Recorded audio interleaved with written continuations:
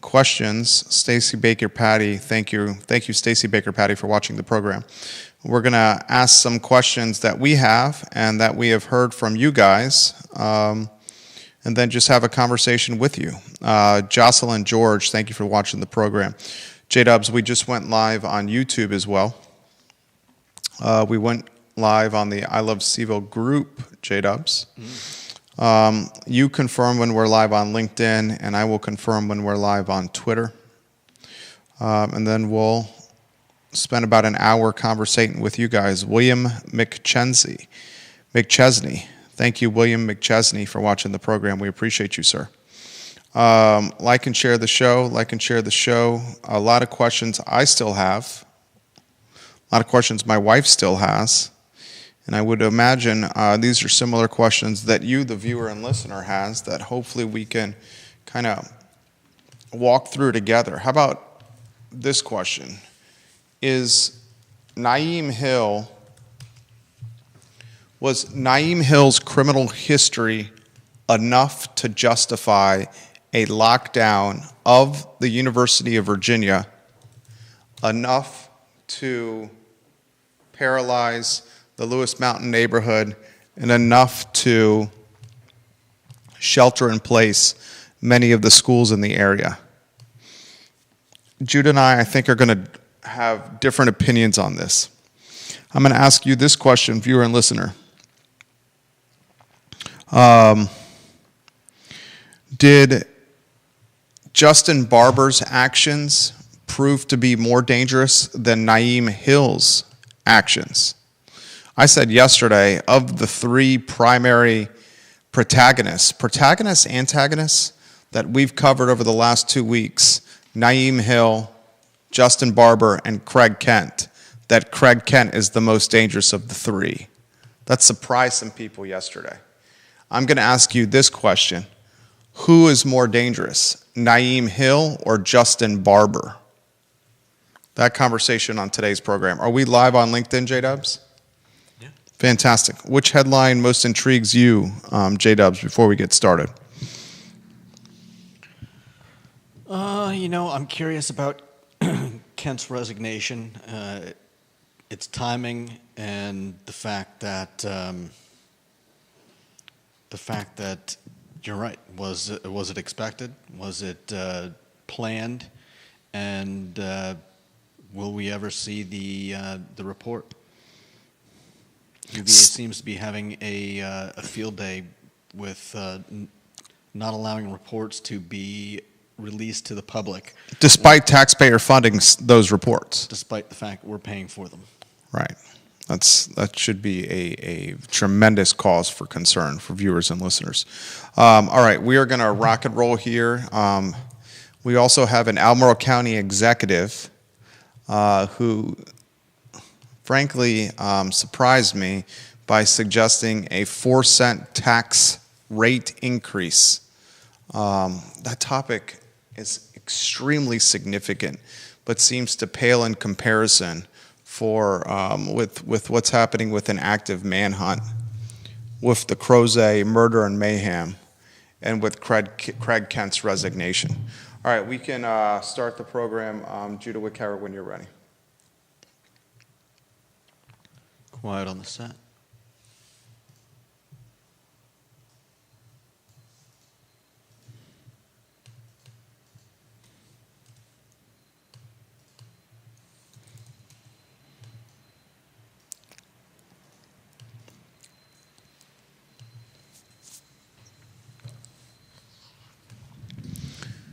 Good Thursday afternoon, guys. I'm Jerry Miller. Thank you kindly for joining us on the I Love CVille show. A lot we're going to cover on today's program as we still navigate a news cycle that has been consuming for many Charlottesvillians, Albemarle Countyans, and Central Virginians alike.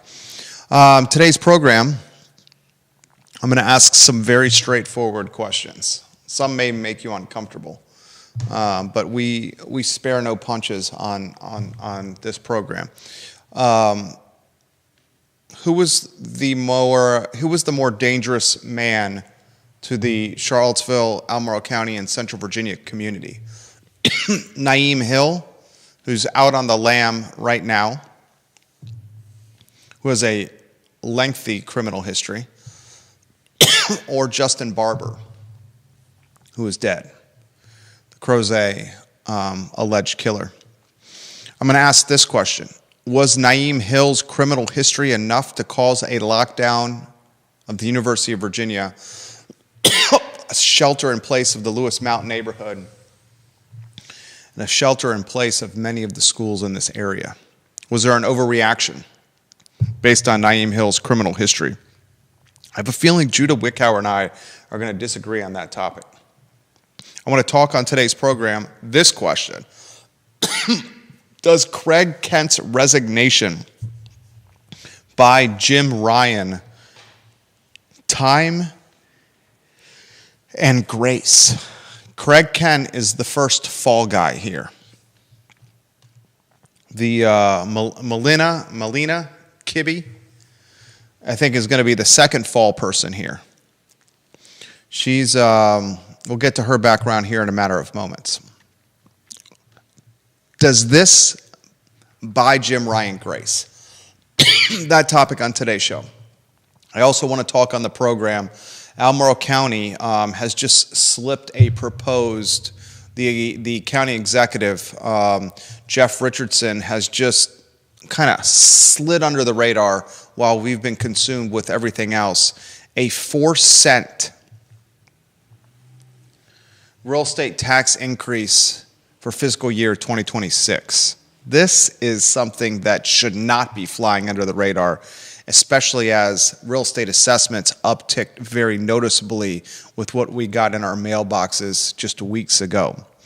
A lot I want to cover on the program. I want to remind viewers and listeners that Jim Hingley, the Albemarle County Commonwealth's attorney, is scheduled for Wednesday, March 5th here on the I Love CVille show. I'm going to weave Judah Wickhauer in through a studio camera and two-shot.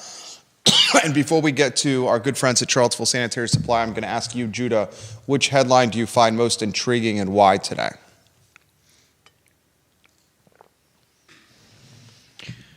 The headline I'm most intrigued by, I think, is the question of what was behind Craig Kent's resignation.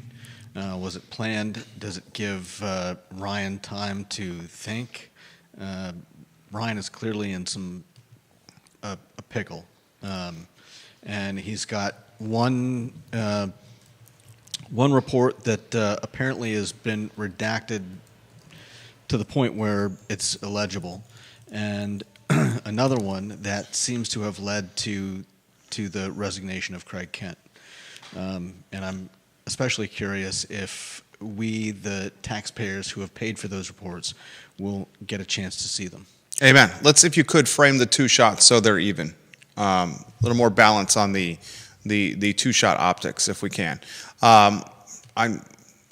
We should be all up at arms, all angry, if we do not have an opportunity to see the investigative report, the independent investigation that looked with the benefit of hindsight what UVA did well or did not do well as it applied to the 3 murdered Virginia football players. If the community and taxpayers do not see that report, that is a travesty, and that is an indictment on transparency, and that is a tarnish on the UVA brand. And here we're on the cusp, and on the cusp, or smack dab in the middle of it, of a second investigative report as it applies to UVA Health and its hospital. There's 2 reports that clearly highlight wrongdoing to a certain level. Wrongdoing as it applies to the murder of 3 football players and the injury of 2 other UVA students, and wrongdoing as it applies to phony billing, exploiting sick and dying patients at UVA Health, and the doctoring, the changing of medical charts to maintain performance standards and national and regional rankings. There's 2 reports that are out there. One of the reports led to Craig Kent's firing. It was a report presented Tuesday to the Board of Visitors, and immediately after that presentation, the CEO of UVA Health resigned. The other report, the 3 football players that were murdered, that report's been in the mix for damn near close to 2 years here. And we haven't seen that yet. So we'll talk about that on today's program. I want to give some love to Charlottesville Sanitary Supply, Judah. If we could put that on screen. Online at charlottesvillesanitarysupply.com. Charlottesville Sanitary Supply is located on East High Street. John and Andrew Vermillion run a fantastic business, honest business, above board business, a business based on communication and servicing clients and communicative ways. I am impressed with this 3-generation family business, Charlottesville Sanitary Supply. Excuse me as I'm dealing with something in my throat here. Feel perfectly fine. First headline, if you could put that lower third on screen. In fact, read the lower third to the viewer and listener if you could, please, sir. Should Naeem Hill have caused a lockdown? I'm seeing this all over social media now. In particular, from the very left-leaning side, beyond liberal, the activist portion of our community that said Naeem Hill, the 19-year-old with the criminal history that's longer than a CVS receipt, should not have caused a lockdown of UVA, should not have caused a shelter in place of the Lewis Mount neighborhood, and should not have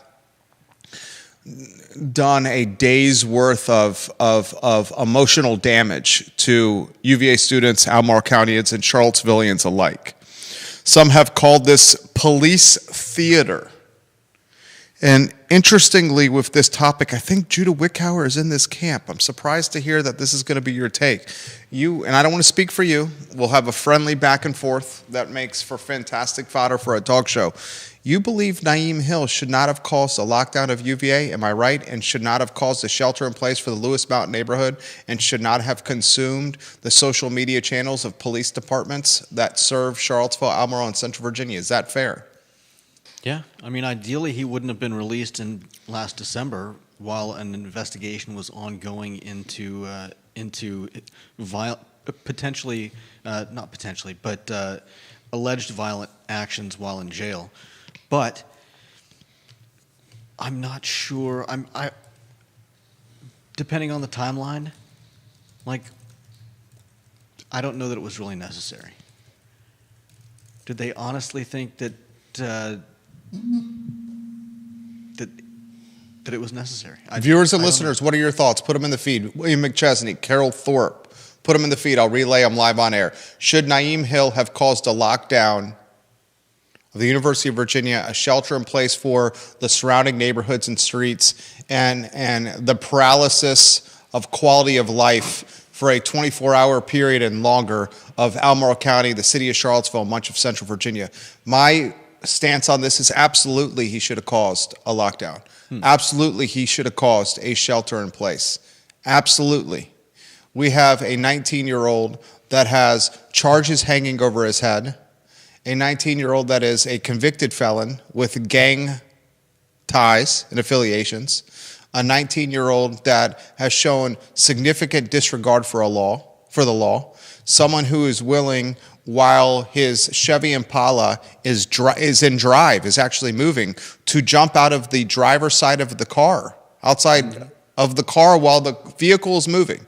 It's still in drive. Allow his car, the Chevy Impala, to wreck into a state trooper and to crash into an innocent bystander's vehicle, to lead 4 different police departments, UVA, state troopers, Charlottesville and Albemarle County, on a foot chase that lasted hours. He is still on the lam. He is desperate for his freedom, regardless if he had run yesterday or not. Let's say he had stopped with that state trooper, the state trooper who was trying to pull him over. Let's say he had stopped in the Fontaine Avenue area, and the state trooper had run his name and found, wow, you got charges hanging over your head. You beat the bejeebus along with 2 other people of another inmate in jail. You broke his orbital bone, right? You crushed his skull, basically. You got to go back to jail, right? if it had played out that way, right, he would have faced significant time behind bars, especially with his criminal history.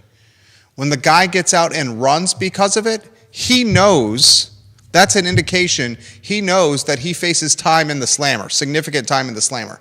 If he had stayed at that state trooper stop and not run, if he had stayed, we could have made an argument that either he wanted to do the right thing or he did not know that he was facing charges. But the fact that he ran from that state trooper who tried to stop him around Fontaine Avenue and chased him from Charlottesville and into Albemarle County, a chase that ended up around the Ivy Road area, that means he knew he was facing trouble.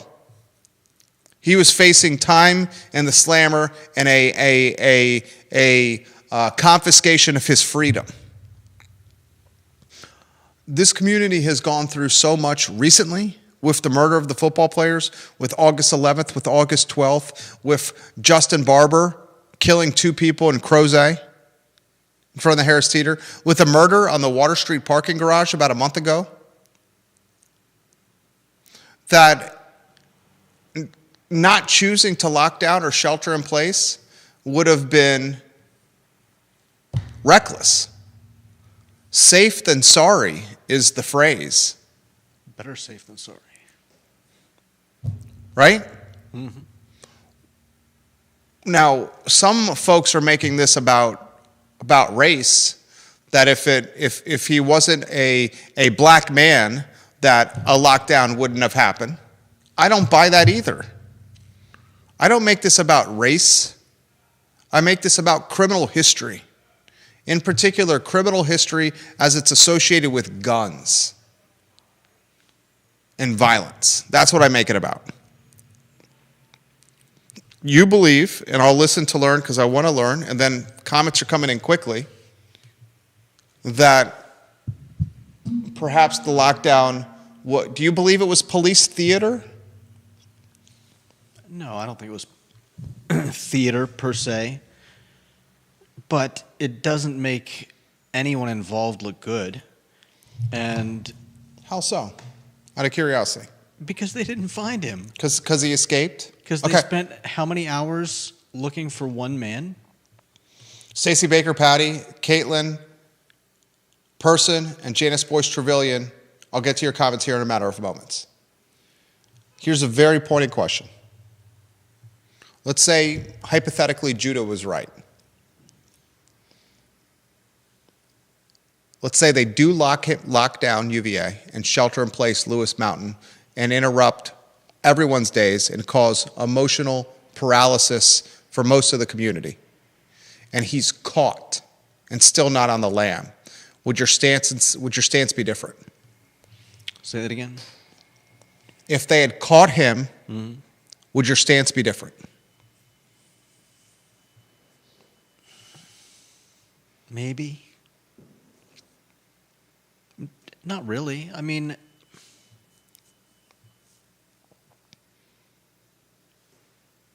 you've got how many police officers out looking for this guy?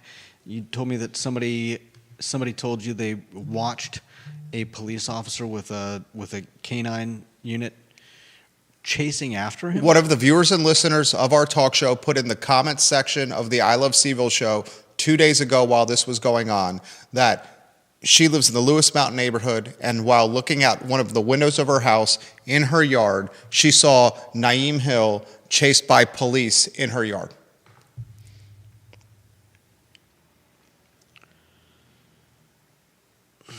I feel like they made this guy out to be more of a terror than he was, and they didn't catch him anyways. So was the better, in your eyes, was the better response when the state trooper is trying to pull him over on Fontaine Avenue, and when he evades and eludes the police in the Chevy Impala in a chase that gets to Ivy Road?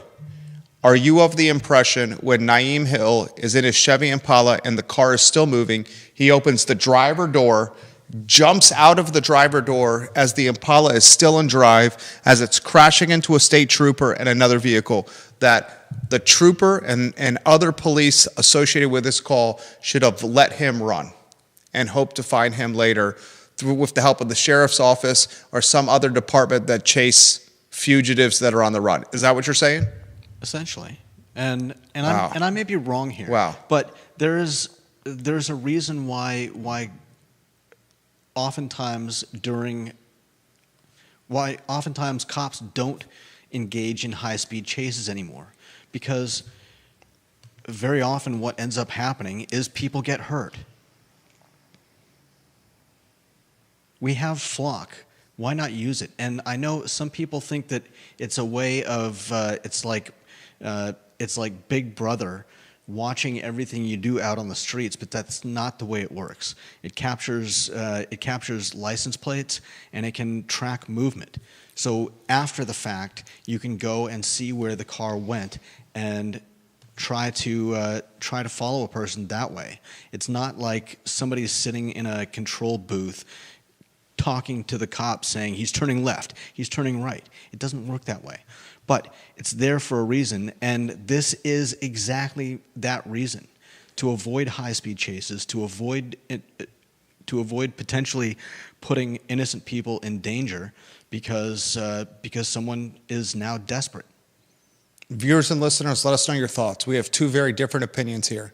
We're having a conversation, Judah and I, and would like for you to join in on that conversation.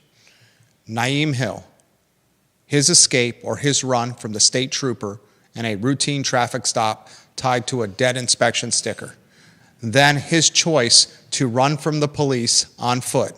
Should that have yielded a lockdown of UVA, a shelter in place of Lewis Mountain, and the paralysis of our quality of life and the fear and emotional trauma that comes with a manhunt in your community? Comments are coming in quickly. Caitlin Person says, better safe than sorry, Judah. That's fair. Janice Boyce Trevelyan says, as you're putting photos on screen, Janice Boyce Trevelyan, I think caution was the better step. If he had taken someone hostage or a fight had happened, children, students, or general public may have been harmed. The police would have been in big, big trouble then. And coming on the heels of the 3 deaths in Crozet, I think it was the right move. That's fair. Stacy Baker Patty says, they are damned if they do, damned if they don't. If something would have happened, for example, shots fired, there was no lockdown, can you imagine the outcry of the failure to protect the community? This guy is desperate. Who knows what he would do? I very much concur with those comments right there. TJ Stargill, Vanessa Parkhill, Carol Thorpe, thoughts on this topic. Carol Thorpe says, I think the lockdown was as much to clear the streets to more quickly find him as it was to protect the populace indoors. Having lockdown, I agree, it doesn't look good that Hill was not captured. Carol Thorpe makes a great point there. Her photo on screen, if it's not on screen. If Hill had been captured as a result of the lockdown, yesterday and today, we applaud and salute and praise the police. Am I right? Sure. Even Judah says yes on that. So with Judah saying yes on that, that logic means the lockdown is the right choice. Locking down, if it had yielded a capture, was the right move. Do the authorities look a bit, what's the word here? 4 police departments not capturing a guy that's on foot, running from German Shepherds, helicopters, drones, and dozens of officers and vehicles? I mean, I said yesterday, is this guy Carl Lewis? Is this guy Michael Johnson with gold cleats and a gold medal around his neck? Is he Dr. Richard Kimball?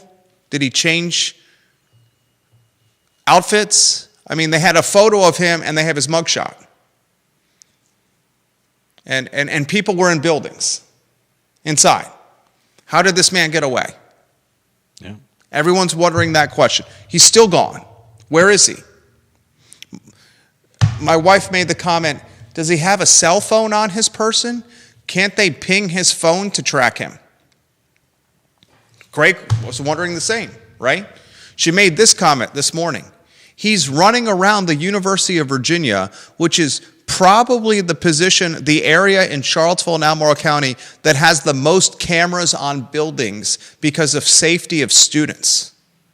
Of any place to run around and try to escape the police in Charlottesville and Albemarle County, probably around UVA is the most difficult. UVA has its own police force. Mm-hmm.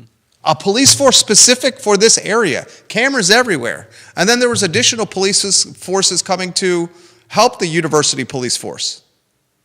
How did this man escape? How was the man allowed out of jail in the first place? Even better question. Chief Kochis had that question. Mm-hmm. Asked that question himself. On the record, Chief Kochis asked that question.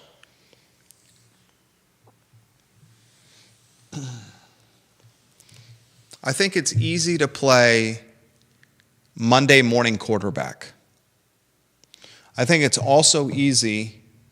The most popular guy on a football field when an offense is struggling is the second string quarterback. It's always easy to play Monday morning quarterback. Mm-hmm. Locking down and sheltering in place and having police cruisers drive around the city and the urban ring with loudspeakers instructing people to go inside and to stay away from windows was the right move.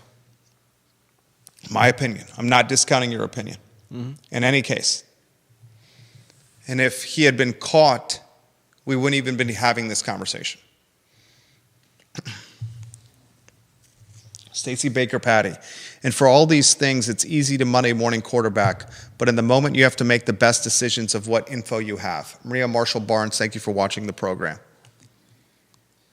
Juan Sarmiento goes on Judas' side. What if he had a weapon and hurt someone that he thought was impeding his escape? Yeah. I can imagine what people would have said if an innocent bystander was killed or hurt. Mm-hmm.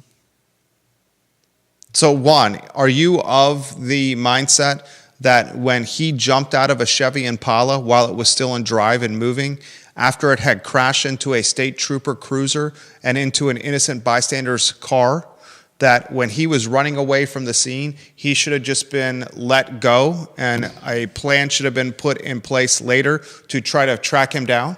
Is that what the suggestion is? I mean, that's Monday quarterbacking, yeah. I don't know how long it was between when those lights came on behind him to when he decided to jump out of the car. Wait, hold on. I don't understand that. Be very clear with what you said? I don't know how long it was between when the lights came on. Fontaine Avenue to Ivy Road. You know where Fontaine Avenue is, and you know where Ivy Road. Going from Fontaine Avenue to Ivy Road does not take a couple of seconds. So they were chasing him. Obviously, they were. It was a state trooper chasing a Chevy Impala from Fontaine Avenue to Ivy Road, and if they're chasing him, the lights are on. So. And what that says is that he didn't immediately jump out of the car, meaning if they hadn't been chasing him, he may have just gone about his way, and they could have gone to the flock cameras and tracked where the car went and tracked him down without the need for a lockdown. But because they chased him, he eventually jumped out of the car, and then they started chasing him more. And you see where I'm going with this. Deep Throat makes this comment, which is a really good comment. The activist that is primarily leading the tarnish of police decision-making is Matthew Gillikin on Facebook. Okay. And he's saying that this is police theater and that a lockdown should never have happened. And had it been someone of a different skin tone, this would not have been the case, a lockdown. But he is also the person that is leading the charge, one of them in our community, against the flock camera usage. That's too bad. So I need to understand, if you're against lockdown and shelter in place, what were the alternative measures to try to track this alleged criminal on the run? I just told you. If they hadn't chased him, he wouldn't have jumped out of his car. They could have used the flock system, which is now in place. That's my point. For just this purpose. My point is this. Okay. If Gillikin is saying, don't chase him, don't lock down, what is the next policing method to track him down? It's the flock cameras. Yeah. So you cannot be anti-chase and anti-lockdown and anti-flock cameras, because you'll never catch this person, right? Right. If you're anti-chasing the guy and anti-locking down the community to find the guy, you cannot also be anti-flock cameras. I'm not anti-flock cameras. No, I'm highlighting the activist Gillikin, that is leading the charge here on hating on police tactics. And what I am doing on this talk show, on this platform, is backing the police tactics, the chase, the lockdown, and the hunt, while questioning how they did not catch him. And any police officer that I think that watches and listens to this program hears my stance on this, is probably like he's being pretty damn fair with us here. I would think if Chief Kochis heard what I just said, or Chief Longo, or Colonel Reeves heard what I said here, I'm backing you chasing him from Fontaine to Ivy Road. I am backing you locking down UVA and sheltering in place the surrounding areas.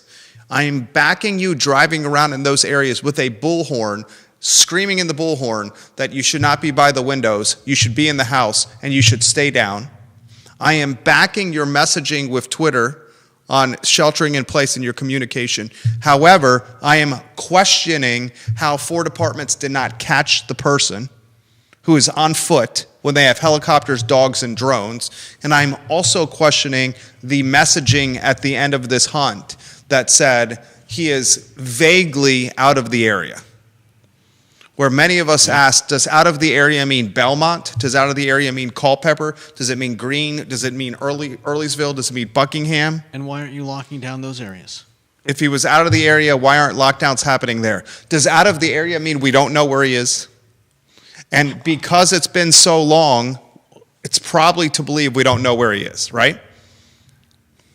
Yeah. Like, did the guy take the trolley from Bonnycastle Circle, or from Newcomb Hall, or the McIntyre School of Commerce? And did he hop on the trolley to the bus station and then get on a Greyhound to Richmond?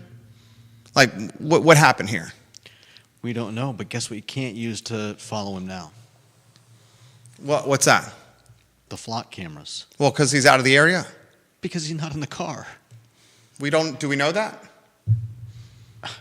I mean, he's not in the car that we know he was driving. Okay, he's not in the Chevy Impala. He could be in any car. Okay, but not in the Chevy Impala. Which doesn't help.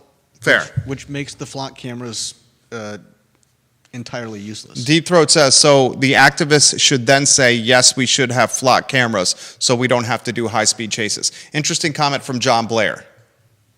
Jerry, I feel like I don't have enough information about the Hill lockdown. First, we don't know what the juvenile felony level offense was. I'm pretty sure we had some clarity on that. Second, was it violent? I'm pretty sure there was some clarity on that too. Second, he says, just how bad was the jailhouse fight? We do know how bad the jailhouse fight was. Yeah. That report is out there, right? Oh, yeah. And we've confirmed that Hill and 2 other men held down a 4th man and beat him so badly that basically his skull was crushed. Orbital bone was broken on his... I believe we should categorize... I believe we should say alleged. Okay. He was... The attack took place 2 days after he was put in... He was officially started his sentence. He was released in December... and I believe the victim refused to testify. Yep. And the guy who got his tail kicked, orbital bone broken, refused to testify. And I don't fully understand this, but the prosecutor decided to... Albemarle County Commonwealth's Attorney's Office said, our hands are a little bit tied here. And so then they took it up. I believe they took it to a higher court, and an arrest warrant was released in the beginning of this month, and apparently they've been looking for him since. He's been on the run, and they've been looking for him since. John also says this: third, I can't tell from media reports about the February indictments. What are the specific facts causing those indictments? He does say this, John does: Joe Plantania is a man that I have a lot of respect for. The fact that he went in 3 years in jail for a felon in possession and a possession charge makes me think, though I don't know due to the questions I have, that a manhunt may have been necessary. That's fair too. Katie on YouTube says this: not to mention, he's a violent offender who knows what he will do, especially when desperate. 100% my point on that. We've got a desperate person here, and a lot of minors and a lot of kids in place. Carol Thorpe: several years ago, we had a sizable number of activists in the city who claimed it should dissolve the police department and that the community could effectively police itself. She says, I'm curious if Mr. Gillikin is of a like mind. He was, Mr. Gillikin, one of the people leading the Defund the Police charge, actively pouring through the police budget, yearly budget, line by line, highlighting that this budget and what they're spending it on. This was during the Defund the Police movement. The Defund the Police movement, notice that movement has been defunded itself. That movement is almost no more. It's interesting when the folks that were in the high crime neighborhoods of the city, when asked about the Defund the Police movement, they said, no, we want the police actually policing our neighborhoods. Yeah. And Chief Conscious has done a wonderful job putting that all in perspective. 100%. Former Mayor Nikia Walker today on her Facebook calling out Chief Conscious and his policing tactics, alleging racial profiling with his police tactics. Nikia Walker, the former mayor, on Facebook today. Interesting. Juan Sarmiento has this: when they realized who he was, they felt it was safer to instill the shelter in place. If it had just been a guy who was just afraid of getting in trouble and wasn't that violent of a person, then they probably would have not called for the shelter in place. All right, so I thought at first he was arguing on your side. He is, in fact, arguing on a very opposite side. And I respect your opinion, Jude. Don't get me wrong. And I love when we have very different opinions. I love the banter and I love the back and forth. I crave it. And it's certainly great for a talk show. Mm-hmm. Now, this is an interesting segue. What is the next headline if you put on screen here? Next headline is, who is more dangerous, Naeem Hill or Justin Barber? All right, this is a dynamic question. Justin Barber is the 20-something-year-old Croatian that killed 2 people outside of a Harris Teeter less than 2 weeks ago, and had an arsenal of weapons at his disposal and was going to go on a mass murdering spree. That was his intention, right? He was then put down and killed by an off-duty law enforcement officer who used his personal weapon while coming out of the Harris Teeter to kill Justin Barber. Mm-hmm. The Good Samaritan, not a Good Samaritan, I don't think it's a effing hero coming out of the Harris Teeter to kill this person. Who is more dangerous? Dead Justin Barber, alive Naeem Hill on the run. I'll add a little bit more dynamic to the story. Justin Barber, no criminal history. Zilch, zero, nada criminal history. Mental health red flags all over the place. Mental health red flags while having an arsenal of guns at his disposal. But no criminal history. Naeem Hill, convicted felon, gun offenses, beat the bejeebus with some other people out of someone in jail, allegedly. Mm-hmm. Live streaming himself on a children's playground with what looked like, police say, an AR-15 and another pistol, literally putting it on Facebook that he has this. Yeah. While a convicted felon. He's doing this. On the lam, runs from police, and somehow evades Richard Kimball's... I don't think he was a convicted felon at the point that he was live streaming. I think he absolutely was. I thought he only had charges from when he was still a minor. The convicted felon, correct me if I'm wrong, viewers and listeners that are watching the program, happened when he was a minor. Viewers and listeners, offer some perspective on this. Memory's a steel trap over here. Believe it, very confident it was while he was a minor. Viewers and listeners, let me know if I'm right or wrong on that. Without getting into the weeds on that, as someone is going to offer some perspective on that, who is more dangerous? Justin Barber or Naeem Hill? I would argue that Barber is more dangerous, and I think I'm wrong about it. It says pretty sure it happened while he was a minor. At least in the Augusta Free Press, they say he was charged with possession of a firearm, blah blah blah, by a convicted felon. Yeah. So happened as when he's a minor. The memory over here is. Go ahead. I didn't know. It doesn't matter. I would say Barber. You say Barber's more dangerous. At this point, we don't even know if Naeem had a weapon on him in the Impala, or while he was on the run. Keep going. Make the argument. I'm not sure what more I need to say. He was. We don't have any evidence that he was armed or dangerous, and at least not. Obviously, could be a dangerous person, but Barber, the fact that I don't think anybody could know his frame of mind, and while his family may say that they went to ask for help, we're just guessing if they actually thought that he was going to go do something like this in the immediate future. So his actions were, I would say, far more erratic than Naeem's, and far more dangerous as a result. Okay. Viewers and listeners, your thoughts on that one? More dangerous to the community.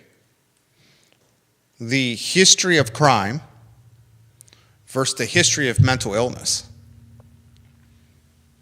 An individual who killed 2 people versus an individual who has killed nobody. The unknown element is often the one to be more wary of.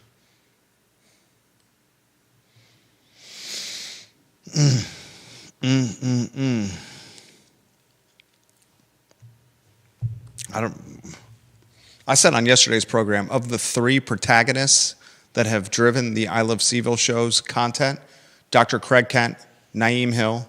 Antagonists. Are they the protagonists here?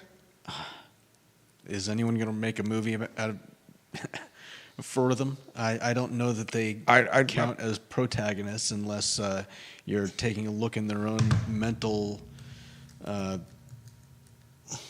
mind states, how they see themselves. Protagonist is the main character in a story. Yeah. The main character in the UVA health story is Craig Kent. Okay. I mean, if the you main put it character, that way, sure. The main character in the Manhunt story is Naeem Hill. Protagonist doesn't mean good. It's the driver of plot, and the antagonist is the people that counter the driver of the plot and storyline. The protagonist of the UVA health fraud and the medical billing change is Craig Kent. The antagonist of the Craig Kent is the 128 anonymous doctors. That's fair, but it's the protagonist of the protagonist of the Naeem Hill story is Naeem Hill, and the antagonists are the police. And the protagonist of Justin Barber, of the Crozet killer, is Justin Barber, and the antagonist is the man who killed him. And we are now in the falling action, the denouement of Justin Barber, and we are now beginning the falling action, the denouement of Craig Kent. We are nowhere near the climax and nowhere near the falling action, the denouement of Naeem Hill. Nowhere near it. we're still in the rising action of Naeem Hill. Craig Kent, we may be at the climax. And the climax at Craig Kent, maybe the true climax of Craig Kent, the Craig Kent saga, is does the dean, Melina Kibbe, get included in this? And how much does this quicksand Jim Ryan? Because Craig Kent's resignation, in my opinion, buys Jim Ryan grace and time. And if anything, Jim Ryan has utilized the time solution or the tool of time to try to buy himself grace. And we've seen Jim Ryan use the tool of time or the solution of time to buy himself grace with the release of the murder report, the investigation with the 3 football players. That report's taken, a couple years to come out, basically? And the report that came out was redacted all get out. We're talking Sharpied everything, where one of the moms of the fallen football players said, this report's BS. I'm insulted by this. I just want to know what happened to my son the day he died. Yeah. She was appalled and insulted by the report. And I'm going to tell you right now, Jim Ryan is going to use the same tool of time with Craig Kent and this law firm's investigation of fraud and medical. I mean, Jesus, this investigative report, when it applies to UVA Health, is the most damning piece of evidence maybe in the history of the University of Virginia. Exponentially more damning than Christopher Jones's investigative report, the murder of the 3 football players. Mm-hmm. That was malpractice and mishandled, no doubt.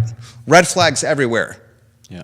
Guy with mental health, bullied, threatening, previous issues with the laws that applies to guns, multiple people telling UVA he's got a gun on his person and he's planning on doing something. There's without question a lawsuit there. Mm-hmm. Without question. But the UVA Health thing is institutional and systemic fraud. Institutional and systemic exploitation of dying and sick people, their most vulnerable states of life. And it's far more wide-reaching. And it's basically like a RICO case. You're basically looking at something that is like, I mean, you're looking at something that is like, what's RICO stand for? Racketeer influence and corrupt organization. You're looking at a head honcho telling underlings to commit crimes and how to do it and who to do it to. I mean, it's the same thing where a drug kingpin tells underlings, take this addictive substance, sell it for this, sell it to the most vulnerable people in the world, and use violence in any means necessary to protect your territory and to maintain the profits that are coming in. Right? That's what a drug kingpin does. I got a product to sell, I got a market, and I want to get my drugs to this market by any means necessary, and if anyone intrudes on my territory, I want you to use violence to protect the territory we sell our commodity on and within. It's basically what we saw with Dr. Craig Kent, except the difference is it's white collar. It's done with Mont Blancs and Louis Vuittons and Joseph A. Banks and Brooks Brothers and lab coats and stethoscopes and credit cards and monthly payments done through MyChart. Huge difference. It's not done through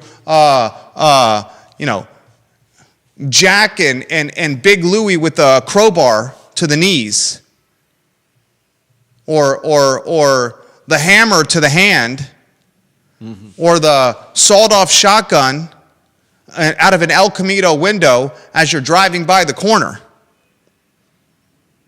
Same type of enforcement. We're going to take your house if you don't pay us, even though what we're asking you to pay us is too much money.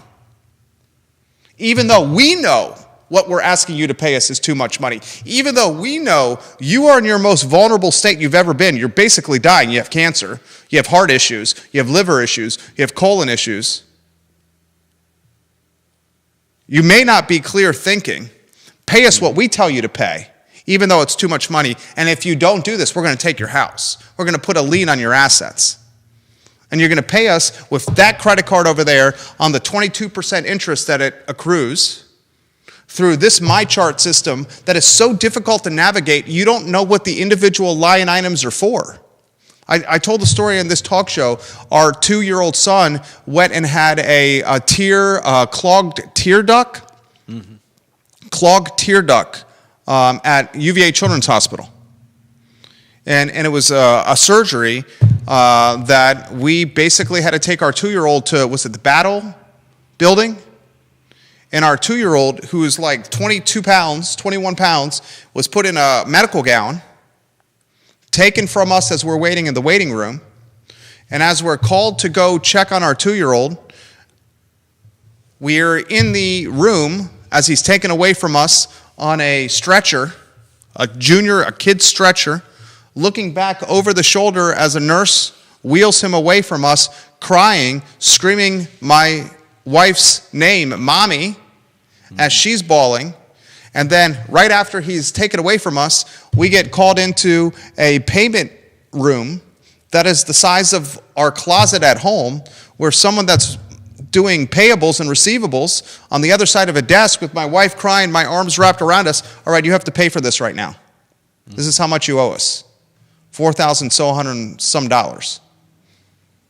And then I said to her, is this all we owe you? She says, oh, this will cover it according to your insurance. And then we get a bill weeks later in the mail for an additional $1,600, despite her telling us this is all that we owed her. 12 minutes after, they took our 2-year-old son in a hospital gown that he was drowning in. It was so large, while he was bawling his eyes out as my wife is crying. Yeah, that is synonymous with Louis and the crowbar to the knees, or the sawed-off shotgun outside of out of a Camino, shooting up a drive-by shooting a corner to maintain territory in the drug trade. Same type of bullying tactic and enforcement tactic. I want your money. I'm going to exploit the fact that you're in your most vulnerable state right now to get it. And can you imagine if somebody was dying of cancer or dying of some heart? Our kid, all he had was a clogged tear duct. Yeah.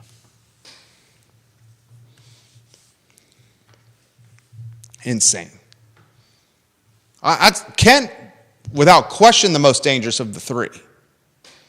Without question, the most dangerous of the three. I agree.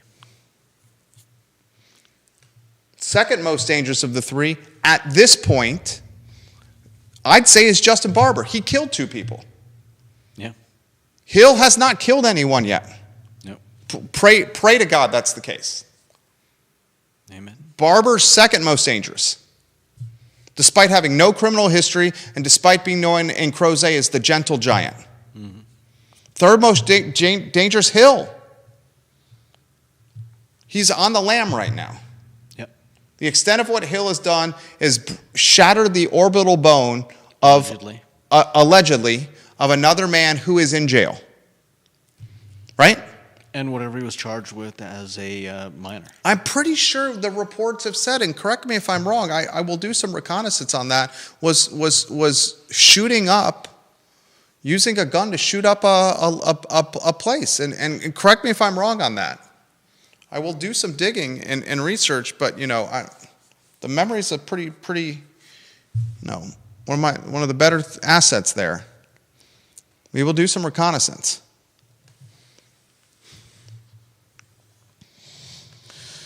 Mess. And a natural follow-up question to this, if you want to put that lower third on screen, did Craig Kent expect to resign on Tuesday? I don't think Craig Kent expected to resign on Tuesday. I have to guess that most everybody in that room, when the report was shown to the Board of Visitors, was perhaps a bit blindsided by it. I was told yesterday by an unnamed source, and then I verified this with 2 other unnamed sources. 3 unnamed sources have verified this with me. 3. That Kent was using staff at UVA Health to improve his digital brand online.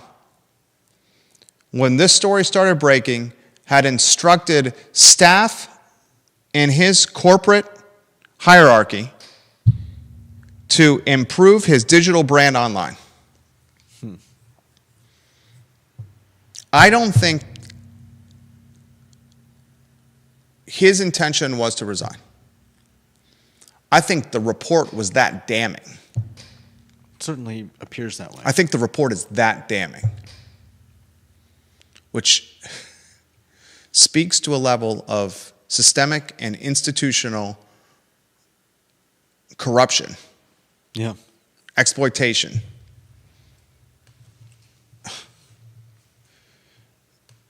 backroom dealing.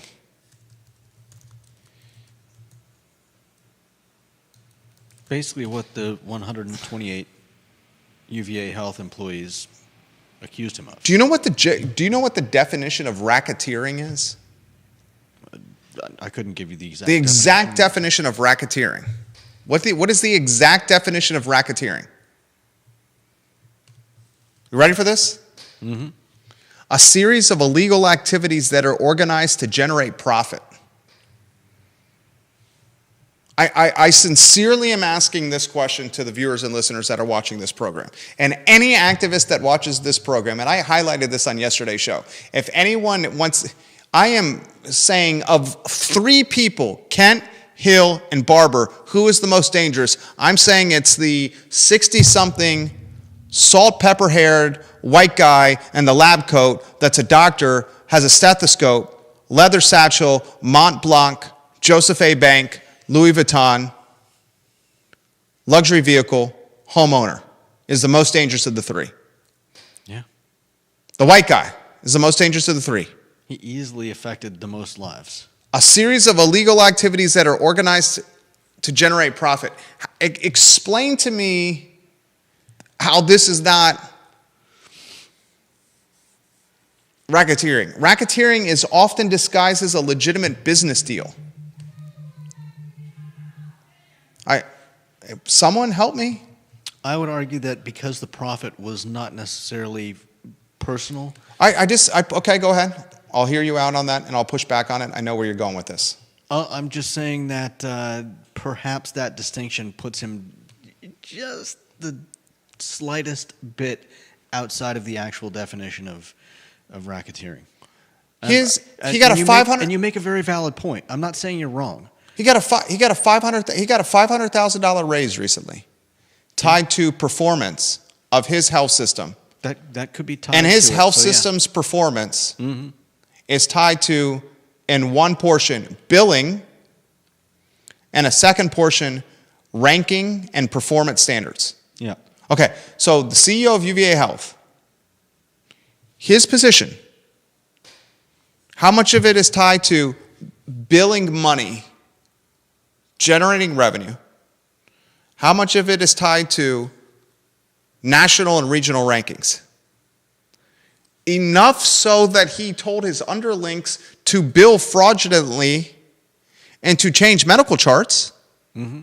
And if you did not do what I say, I'm going to leverage your job against you and the chance for promotion or the chance not to get a promotion, right?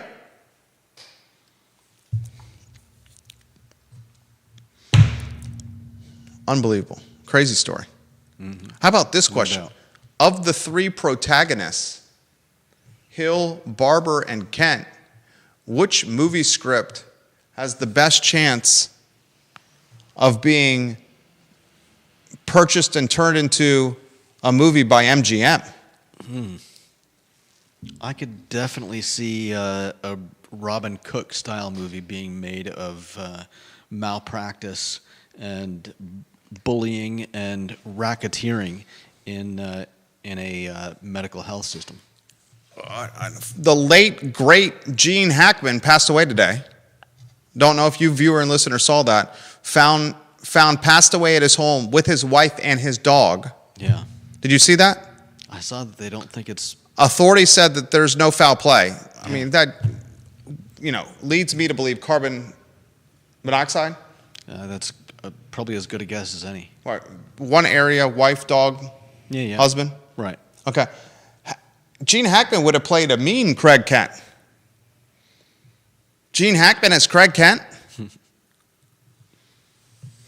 MGM picks that up all day, every day, twice on Sunday.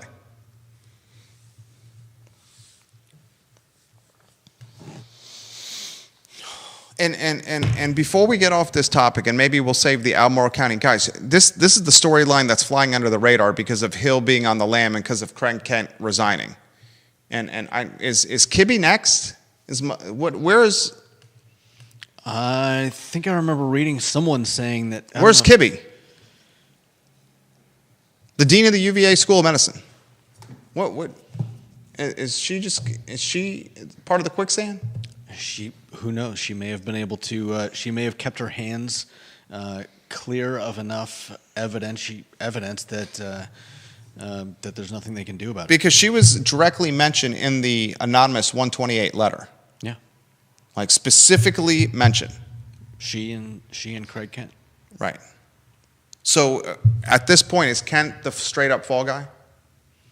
Like I said, we don't know what evidence she. Like I said, she may have.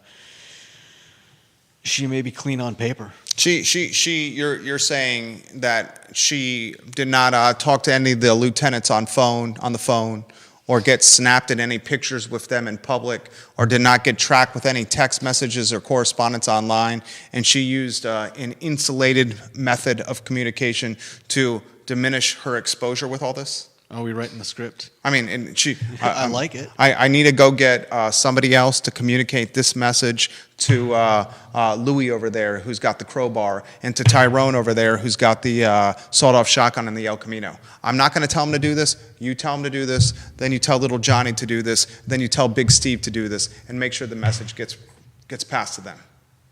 Is that what you're saying? Something along those lines. That's what you're saying, yeah. Something a little bit like that. That maybe she knew how to play the game a little bit better? That she understood the concept of hedging exposure and insulation? Or maybe most of the interaction, maybe most of the actual directives came from Craig Kent, but she was, was there discussing the actions with him. All right. Behind the scenes. I'll give you that. I'll give you that. In which case, she ends up, like I said, having not much in the way of evidence showing her involvement. And so, Craig Kent becomes the fall guy because there's just not enough to point a finger at her, aside from... So you're basically saying ignorance of the law is an excuse? No, that's not what I said at all. I'm ignorant of what's happening in my school. I'm the dean of the school here, dean of medicine. I'm just going to do the three monkeys, cover my ears, cover my eyes, and cover my mouth. I don't know what's going on here in the UVA School of Medicine. You're alleging that she's... You're basically saying that she has distanced herself from Kent enough that she's fine. No, I didn't say she distanced herself from him. I just said she didn't leave any evidence. If it's happening at her School of Medicine, and she's the dean of it. Yeah. And it's in her School of Medicine and that she's the dean of. Yeah. We're able to say that ignorance is... I never said that. I'm not sure why you're bringing ignorance into this. Well, how does the number two in command not know this is going on and stop it? I never said she doesn't know what's going on. How does the number two in command not stop it? How does the number two in command not wave the red flag? Because she's in on it. Okay. Then how is she not in the quicksand? Because there's no evidence. I'm not sure what you're missing. The evidence is she's the leader. But, okay, you say that. I'm not saying it. It's her title. But that's not admissible in court as culpability. Okay. So, okay. I'm just saying. I think what it is, it's the tip of the iceberg and it's early. That could be too. That's what I think it is. That could 100% be it. I mean, the report just got presented on Tuesday. We don't know what's in the report. It hasn't even been 48 hours. Exactly. And then the really interesting question is, how much grace does this buy Jim Ryan? How much time does it buy him? There you go. And how much gets redacted from that report? And how much of this report is funded by taxpayers? I would imagine it's all of it. It's a public university. Yeah, I don't think UVA is paying for any of this. So we have two reports that we're paying for that we're not getting any information on.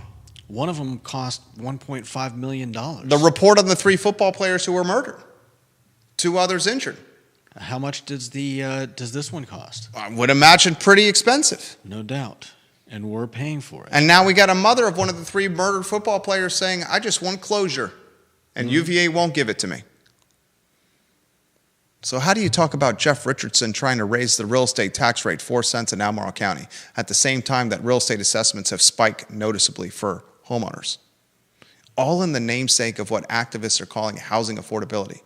Explain to me how housing affordability, increased special assessments, and increased real estate tax rates all can swim in the same shallowed pool. And be called housing affordability. The Friday edition of the I Love CVille show, to be determined. We'll talk about that tomorrow. Today's the Thursday edition of the I Love CVille show. For Judah Wickower, who did a great job, my name is Jerry Miller.